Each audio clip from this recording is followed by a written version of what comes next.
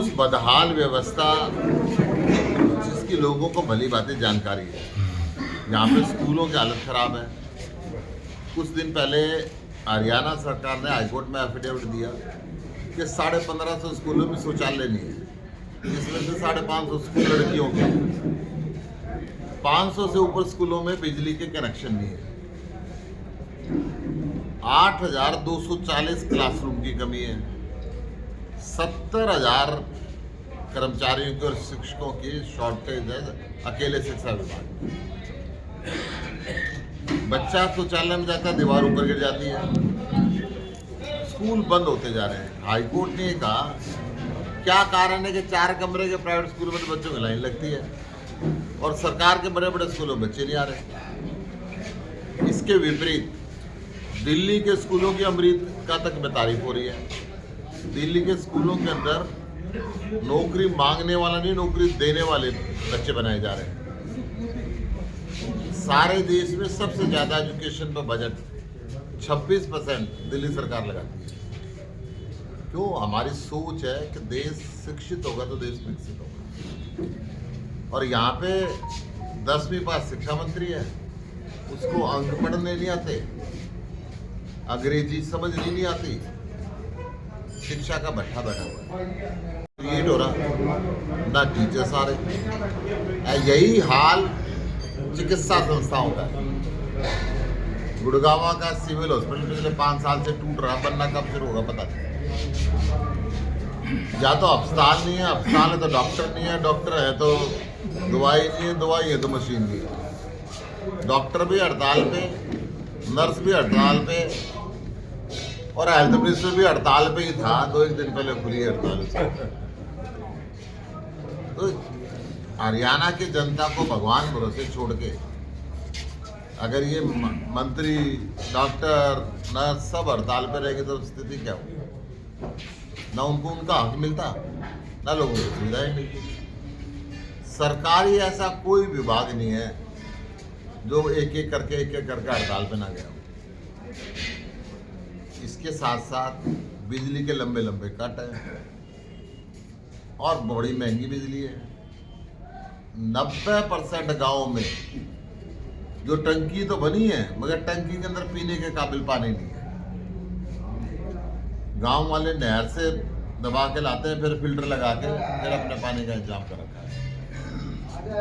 ये क्या हरियाणा का विकास करेंगे जो 75 साल आज़ादी के बाद बिजली पानी नहीं दे पा रहे, बच्चों को रोजगार नहीं दे पा रहे। हरियाणा में सबसे ज्यादा बेरोजगारी है। बेरोजगारी के कारण सबसे ज्यादा नशा है। नशा, बेरोजगार नौजवान, कर्ज के नीचे दबा हुआ किसान और महिलाओं के साथ जो अपराध होता है उनके कुछ कर नहीं पाते, माता पिता फिर नशे के गर्द में चले जाते हैं। सबसे ज्यादा यौन अपराध हरियाणा के अंदर हो रहे हैं और ये मेरा डाटा नहीं है, नेशनल क्राइम रिकॉर्ड ब्यूरो का है। अब हम चाहते हैं ये व्यवस्था बदले, दिल्ली और पंजाब की तरह हरियाणा भी बदले। ये हरियाणा के लाल ने एक मौका केजरीवाल है। इस स्लोगन के साथ हम कह रहे हैं कि दिल्ली की तरफ फ्री बिजली देंगे, दिल्ली की तरफ फ्री पानी देंगे, दिल्ली की तरफ फ्री बस यात्रा देंगे, दिल्ली की तरह अच्छे स्कूल देंगे, दिल्ली की तरह अच्छे हॉस्पिटल देंगे और इन व्यवस्थाओं को सुधार देंगे। तो जब से सरकार बनी हम यहाँ हरियाणा प्रदेश में सुव्यवस्था कायम की है, रोजगार मिले हैं बिना खर्ची बिना पर्ची, उसके बारे में जो मैं आंकड़े दे रहा हूँ ये बीजेपी सरकार का ही विभाग है, नेशनल क्राइम रिकॉर्ड ब्यूरो अपनी तरफ से नहीं दे रहा। तो या मोदी साहब के डिपार्टमेंट को सच नहीं मानते या तो खट्टर साहब की ये बात है कि भाई मेरा ठीक है, भारत सरकार तो ऐसे ही है। तो मैं ये बता रहा हूँ ये सिर्फ धर्म और जाति के नाम पे लड़ते हैं, काम नहीं करते। किसान इनसे नाराज है। 750 से ऊपर किसानों ने यही बॉर्डर पे शहादत दी और इन्होंने आज तक एक शौक प्रस्ताव पारित नहीं किया। उस समय इन्होंने बोला था कि हम एमएसपी की गारंटी का कानून तुरंत लाएंगे। आज तक तो संसद में जिक्र नहीं किया। चुनाव के समय बोला था कि इतना काला धन है विदेशों से लाएंगे, 15-15 लाख रुपए हर आदमी के खाते में आएंगे। आज तक तो नहीं आए। अभी खट्टर साहब, चलो पुरानी बात छोड़ दूं, ताजी 1.5 महीने पहले खट्टर साहब पर्चे लेके, मोदी की गारंटी के पर्चे लेके राजस्थान में घूम रहे थे। उसमें एक गारंटी थी 450 रुपये में गैस का सिलेंडर देंगे, एक गारंटी थी 2700 रुपये में गेहूं खरीदेंगे, एक गारंटी थी कि जो बच्चे अच्छे नंबरों से पास होंगे उसको स्कूटी देंगे। मोदी जी की गारंटी जैसे हरियाणा में नकली यूरिया भी करा ना थानों में, ऐसे ही निकली चाइनीज। संसद में सवाल पूछा गया पेट्रोलियम मंत्री तेली साहब से, जावेद कि जी वो राजस्थान में आपने घोषणा करी थी 450 रुपये का सिलेंडर देंगे, कब से दे रहे हैं? तो उसका लिखित जवाब आया राज्यसभा में, जी हमको ही सिलेंडर देने वाले राजस्थान में। तो गारंटी शब्द इन्होंने चुरा तो लिया केजरीवाल से, मगर ये जादू केजरीवाल को ही करना आता है। ये वायदे करते हैं, झूठे करते हैं, गारंटी देते हैं, झूठी देते हैं। अरविंद केजरीवाल जो कहता है, हमने पहले दिल्ली के अंदर लागू किया, फिर पंजाब में लागू किया, फिर राज्यों बाकी राज्यों में बात कर रहे हैं। हम ये चाहते हैं यही व्यवस्था, सब कुछ फ्री देने के बाद भी 8,200 करोड़ रुपए सालाना आम आदमी पार्टी की सरकार दिल्ली के अंदर कमाती है। हरियाणा सरकार कुछ फ्री नहीं देती और 50,000 करोड़ रुपए सालाना घाटा है बजट का। और ताज्जुब होगा आपको, जो केंद्र की सरकार है, इन्होंने अपने मित्रों को तो दुनिया का सबसे अमीर आदमी बना दिया। इनका मित्र कौन है आपको पता ही है। परंतु भारत के ऊपर जीडीपी का 100% कर्जा हो, जितना जीडीपी हमारी कुल है उतना ही कर्जा। तो आप देख लें कि देश किस दिशा में जाना है। सांसद सस्पेंड किए, उनका कसूर इतना था कि संसद में जो सुरक्षा भेद हुई, संसद के अंदर 2 युवक दर्शक दीर्घा से कूदे और कलर गैस बम उसके अंदर फोड़े। अगर वो गैस जहरीली होती तो कितना बड़ा नुकसान हो सकता है। जिस देश की संसद सुरक्षित नहीं है तो बाकी बॉर्डर कैसे सुरक्षित होगा। हमारी मांग ये थी कि गृह मंत्री आके बयान दे रहे कैसे सुरक्षा चुप। बयान देना भी चाहिए था, देश की जनता भी जानना चाहती है। उन्होंने बयान नहीं दिया, बयान सवाल कैसे पूछ लिया। इससे नाराज होकर 146 सांसदों को सस्पेंड कर दिया। इसका मतलब ये एक अघोषित इमरजेंसी लगा रखी है। जो अच्छे स्कूल बनाए गिरफ्तार कर लो, जो अच्छे हॉस्पिटल बनाए गिरफ्तार कर लो, जो संसद में सवाल पूछे गिरफ्तार कर लो, जो ज्यादा बोले उसको सस्पेंड कर दो। What is this? आम आदमी पार्टी की लोकसभा की भी पूरी तैयारी है, विधानसभा की पूरी तैयारी है।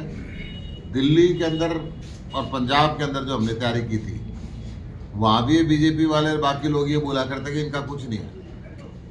बीजेपी के वहां पे 3 एमएलए रह गए थे, वो 3 व्हीलर पार्टी बन गई थी।